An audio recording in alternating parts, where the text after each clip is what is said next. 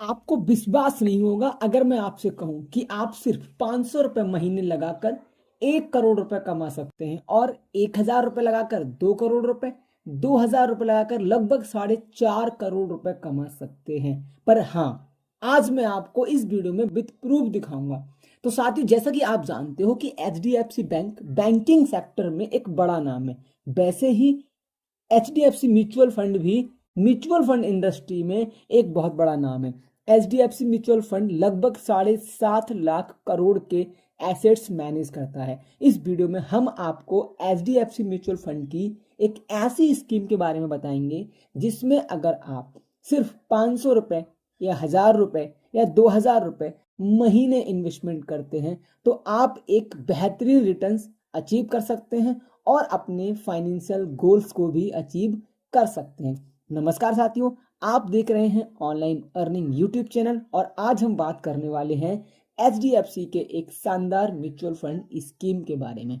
तो आगे बढ़ने से पहले मैं बता दूं, यह कोई रिकमेंडेशन नहीं है। Mutual funds are subject to market risk. ये वीडियो सिर्फ आपको हाई वैल्यू इंफॉर्मेशन देने के लिए बनाया है। तो साथियों, आज हम एचडीएफसी के जिस म्यूचुअल फंड के बारे में बात कर रहे हैं उसका नाम है HDFC small cap fund direct growth. और इस फंड में अगर आप किसी भी तरीके का इन्वेस्टमेंट करना चाहते हैं तो एक बार अपने फाइनेंशियल एडवाइजर से सलाह जरूर लें, या फिर आप अपने रिस्क एंड रिवॉर्ड को ध्यान में रखते हुए खुद से इन्वेस्टमेंट करें।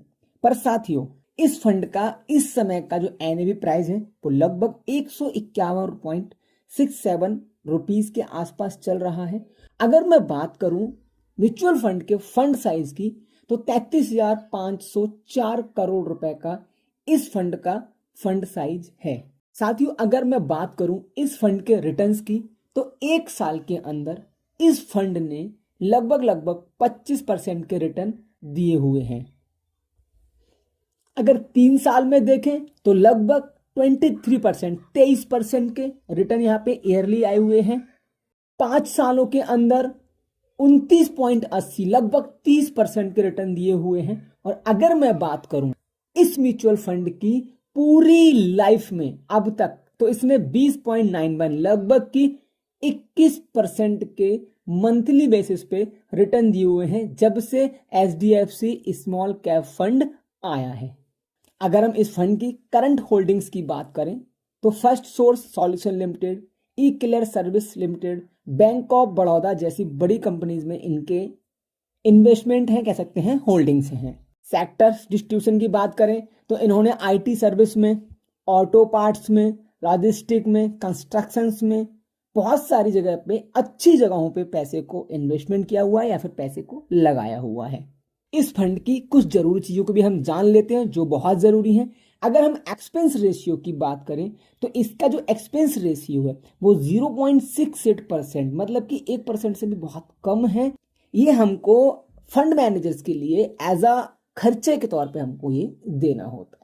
अगर मैं बात करूं एग्जिट लोड की तो इस फंड का जो एग्जिट लोड है वो 1% है, यानी कि अगर आप 1 साल के अंदर अपने पैसे को निकालते हो तो वहां पे आपको 1% आपको चार्ज देना होगा। साथियों, अब हम बात करते हैं फंड मैनेजर्स के बारे में।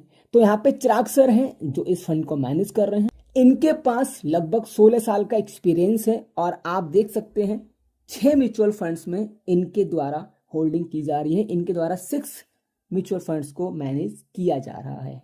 अब जैसा कि हम लोगों ने बात की थी कि हम इन्वेस्टमेंट करके बहुत अच्छा पैसा यहाँ से बना सकते हैं, तो अगर हम 500 रुपये महीने की बात करें और इस फंड में सिर्फ 20% के हम रिटर्न लें, क्योंकि इस फंड के अंदर हमें 21% मंथली तो रिटर्न ऑलरेडी मिले हुए हैं, और हम 30 साल के लिए, अगर आज किसी की उम्र 20 साल और 25 साल के बीच में है और 50 साल की उम्र तक वो बंदा रिटायर होना चाहता है तो लगभग 30 साल के लिए वो यहाँ से इन्वेस्टमेंट कर सकते हैं। तो आप यहाँ पे देख सकते हैं 500 रुपये सिर्फ और सिर्फ महीने लगाकर। अब चूंकि 500 रुपये महीने के हिसाब से जो रकम है बहुत छोटी है तो इसके लिए टाइम हमें थोड़ा बड़ा करना पड़ा है, लेकिन अगर आप 500 रुपये महीने लगाते हो और 20% यहाँ पे जो कि इस म्यूचुअल फंड ने ऑलरेडी रिटर्न दिए हुए हैं उसी हिसाब से देखते हैं तो 30 सालों में आपको यहाँ पे 1,15,04,01 रुपए के आसपास यहाँ पे आपको आपका रिटर्न बनेगा। 1,80,000 रुपए आपका इन्वेस्टमेंट होगा। टोटल वैल्यू जो है वो 1,16,80,401 रुपए है।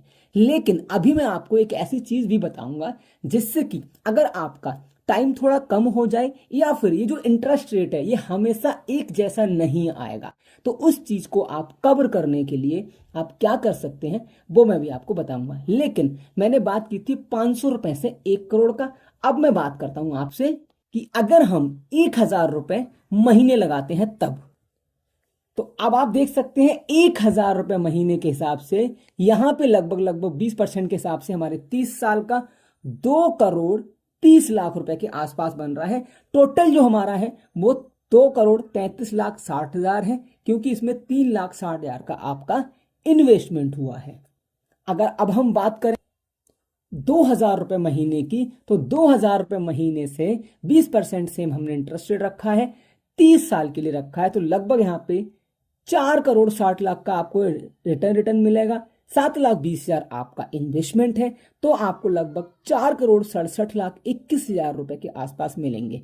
लेकिन मैं सिर्फ 4 करोड़ बोला हूं, उधर मैंने सिर्फ 2 करोड़ बोला था और वहां पे मैंने सिर्फ 1 करोड़ बोला था, क्योंकि ऊपर का हम टैक्सेस वगैरह काट सकते हैं। इसके अलावा अगर अब मैं आपसे बात करूं कि जो आपने पैसा कमाया इस पर टैक्स भी लगेंगे या फिर जो आपको 20% के रिटर्न थे वो कभी कम भी मिलेंगे, तो उस केस में आप हर साल अपनी एसआईपी को, चाहे आप वो 500 की करें, चाहे आप वो 1,000 की करें, चाहे आप वो 2,000 की करें, उस एसआईपी को 10% के हिसाब से आप हर साल इंक्रीज करते रहें, जिससे कि अगर कभी रिटर्न कम मिले तो, और महंगाई का रेशियो और टैक्सेस, आपके सारे जो अदर खर्चे हैं वो कवर हो जाएंगे।